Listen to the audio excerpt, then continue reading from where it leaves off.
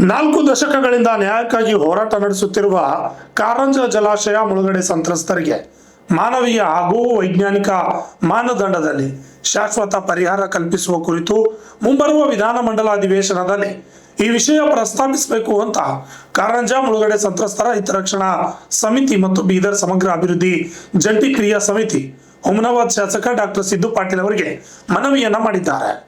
ಇನ್ನು ಈ ಒಂದು ಕಾರಂಜ ಸಂತ್ರಸ್ತದ ವಿಷಯದಲ್ಲಿ ಯಾವುದೇ ರಾಜಕೀಯ ಇಲ್ಲ, ರಾಜಕೀಯ ಪಕ್ಷವೂ ಇಲ್ಲ ಅಂತ ತಿಳಿಸಿದ್ದಾರೆ.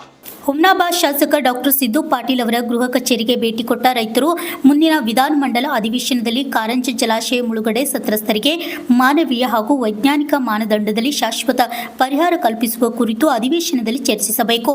ಕಾರಂಜ ಮುಳುಗಡೆ ಸಂತ್ರಸ್ತರ ಹೋರಾಟ ಯಾವುದೇ ರಾಜಕೀಯ ಪಕ್ಷದ ವಿರುದ್ಧ ಹೋರಾಟವಲ್ಲ ಎಂದು ರೈತರು ಶಾಸಕರಲ್ಲಿ ತಿಳಿಸಿದರು.